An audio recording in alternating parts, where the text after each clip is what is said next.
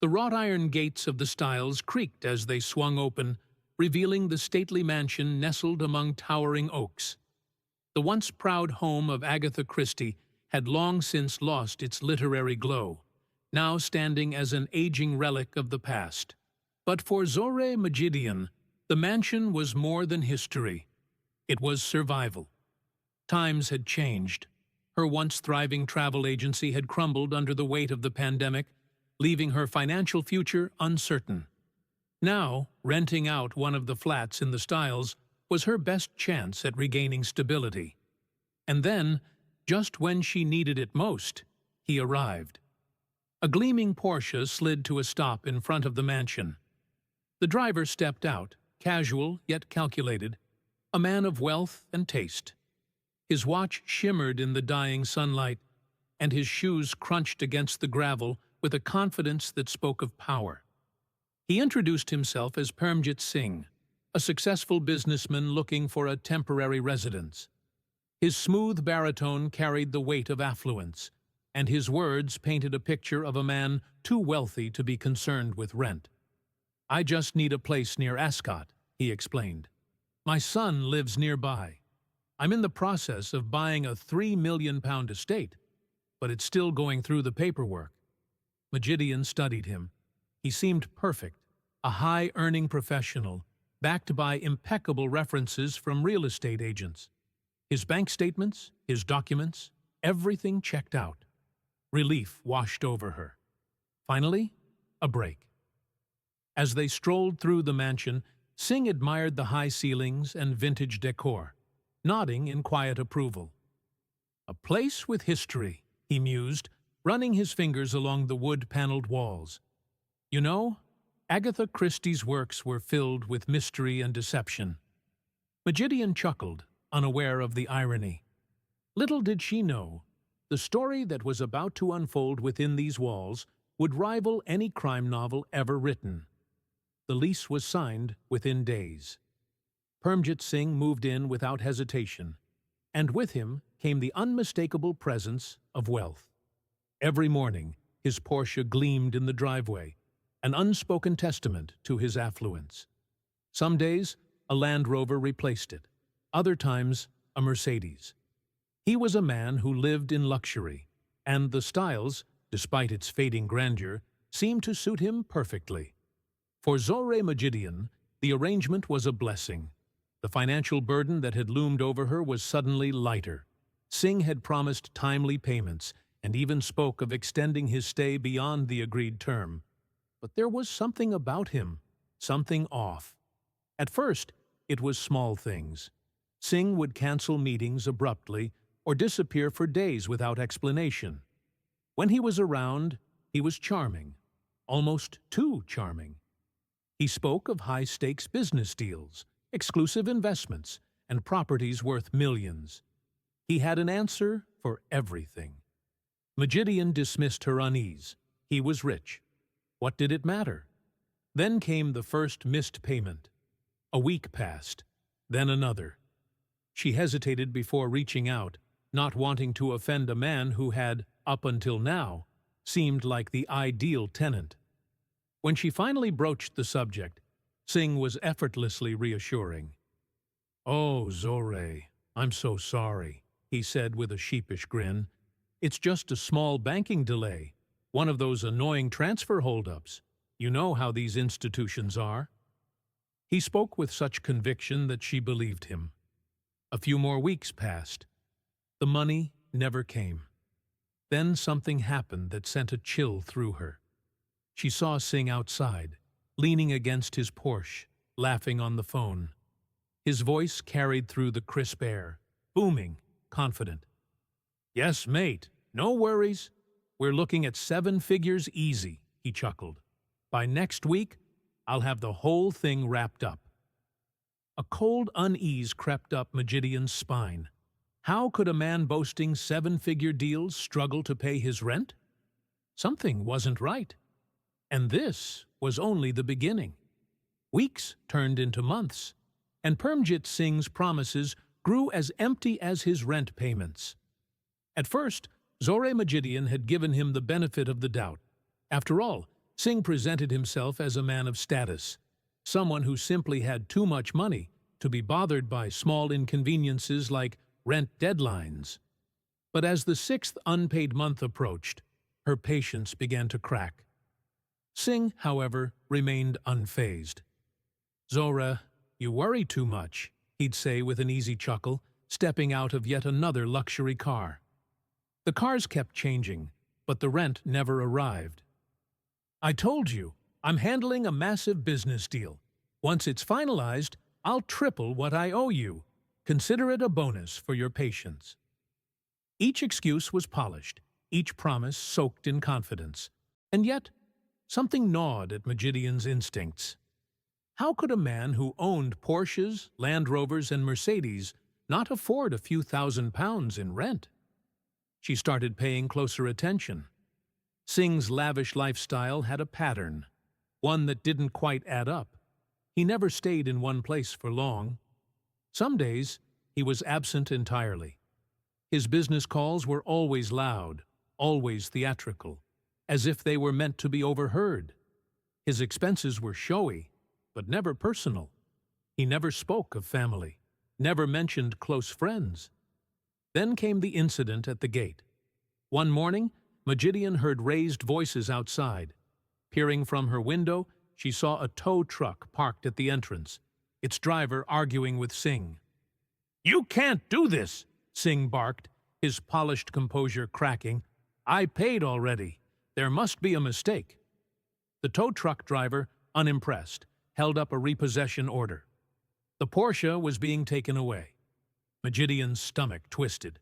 The man of wealth and power wasn't as untouchable as he claimed, and as the realization hit her, she knew one thing for certain. She was living with a fraud. The sight of the Porsche being towed away sent a cold realization through Zohra Majidian. Everything about Permjit Singh was an illusion. But how deep did the deception go? Determined to find out, Majidian began digging. If Singh wasn't who he claimed to be, there had to be cracks in his story, and she was ready to find them. She started with his references. The estate agents who had vouched for him seemed genuinely convinced of his wealth. They had seen bank statements, employment letters, documents that seemed airtight. But something was wrong. Majidian called the company Singh supposedly worked for, only to be met with silence. No one had heard of him. His supposed job, his £177,000 salary, was nowhere in their records. The luxury cars? Not his. He never owned them. They were either leased under false names or borrowed, just another layer of the illusion he had built around himself. And yet, despite all this, Singh still acted like he was untouchable.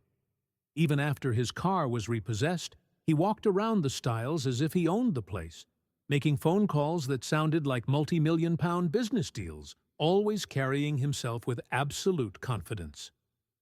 Majidian confronted him.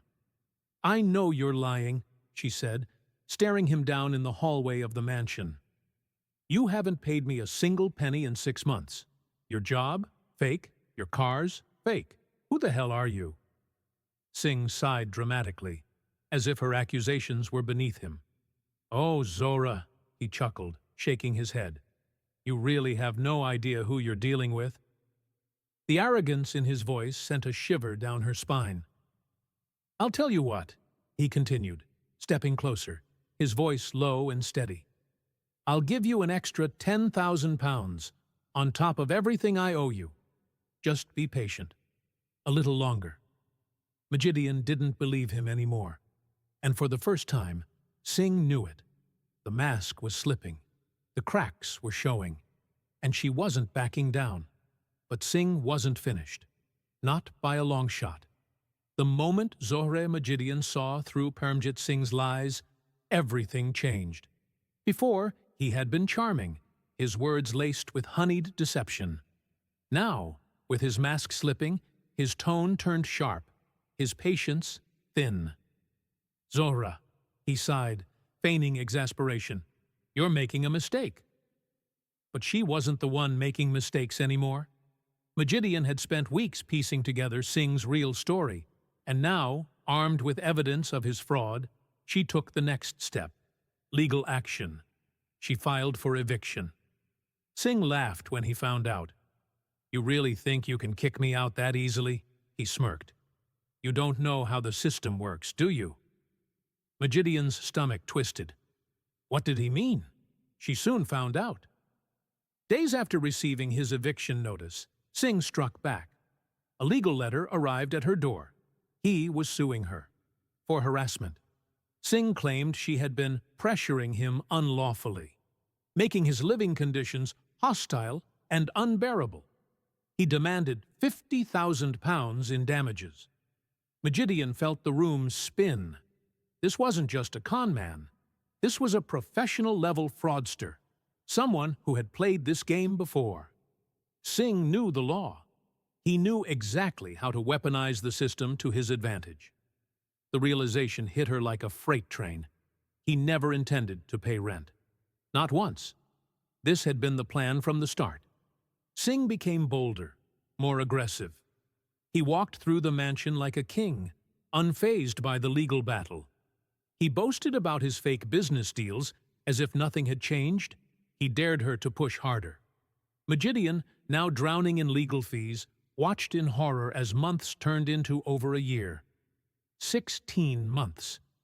That's how long he had lived in the Styles without paying a single penny. And she had no idea how to stop him. But Singh had one fatal flaw, and he was about to make the biggest mistake of his life. The Styles, once a grand mansion steeped in history, had become a battlefield. Zoreh Majidian had been trapped in a nightmare for 16 months, her home held hostage by a man who never intended to leave or pay. But then Singh made a mistake. Singh had pushed his luck too far. He had sued her for harassment, stolen £36,000 in unpaid rent, and left her drowning in £20,000 in legal fees. But in his arrogance, he had underestimated something. Majidian wasn't backing down. And neither were the authorities. She wasn't the only one Singh had scammed. As she dug deeper, she uncovered a pattern of deception. Singh had pulled the same fraudulent stunts before. Fake business deals, luxury cars he didn't own, lavish spending while avoiding rent. It was all an act, and he had played this game too many times. Majidian contacted law enforcement. Her case, combined with other reports, was enough to trigger a full investigation. And finally, Singh's empire of lies came crashing down. One cold morning, Thames Valley Police arrived at the Styles. For the first time, Singh's confidence wavered. His usual arrogance gave way to desperation. "It's a mistake," he told the officers, flashing one of his infamous charming smiles. "I'm a businessman. You'll regret this." But charm wasn't enough anymore, because this time his crimes had caught up with him. He was arrested and charged with 4 counts of fraud, totaling nearly £500,000 from multiple victims. The court saw through him instantly. Singh was exposed for what he really was: a professional con man, a man who had spent years living on deception. And the price of his lies? 9 years in prison. As Majidian watched him being taken away, she felt something she hadn't in a long time: relief. The Styles was hers again. Not a prison, not a battleground, but a home. But she knew one thing for certain: real crime doesn't always look like a masked thief in the night. Sometimes it arrives in a Porsche, wearing a smile and shaking your hand.